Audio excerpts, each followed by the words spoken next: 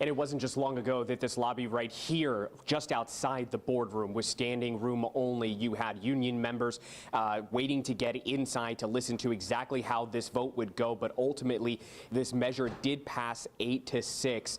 And we heard from a number of voices. It wasn't just union members. We heard from several of the board members on the MTS board, as well as even a Transdev representative. So let's get into exactly what this means now that this measure has been passed 8-6. And so what this will do is that in an effort to restore service that has been again upended here by this 4-week strike, the MTS board will set a June 23rd deadline for both sides to come to an agreement. It also gives Transdev, that third-party staffing agency, $1 million to bring to the bargaining table. For instance, it could be used as a ratification bonus or money to try and solve some of the other issues that drivers are fighting for, like better bathrooms or just even the availability of bathrooms. The board already gave Transdev a $21 million contract raise in January to give dollars a $2 an hour raise, and union members opposed this latest measure. They say the deadline and that the million, it's not nearly enough to get what it is that they are pushing for, which includes not just better pay,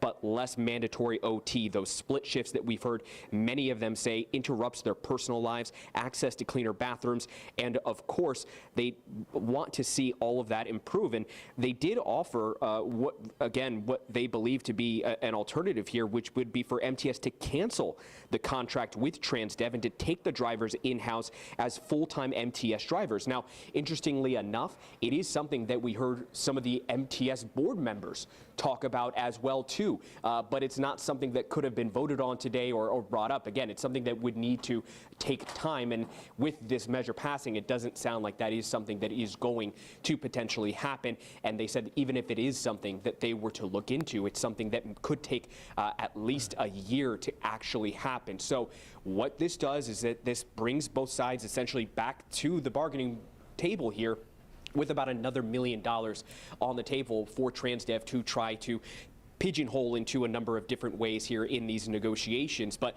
last time that they had a vote on a contract, it was overwhelmingly denied. And again, what we heard from union leadership prior to this vote was that they don't see this as enough money at all, and that this may not change anything.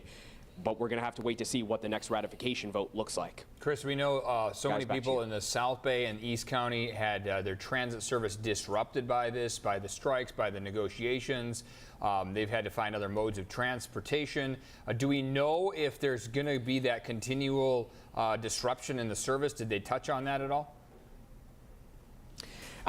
Not really. Again, this was mostly talking about that ongoing dispute between Transdev and the union members. You heard MTS board members trying to ask the Transdev representative what it is that they've brought to the bargaining table, not necessarily when we'll see this end, because ultimately that's going to be between Transdev and the union membership, right? That is going to be whether or not union leadership can bring their members a deal to the table that they will get enough votes for. And like I said, the last time they had the vote, overwhelmingly was turned down. That's why we're still here. All right. Yeah, big update there today. Chris, thank you for breaking that down for us. We sure appreciate it.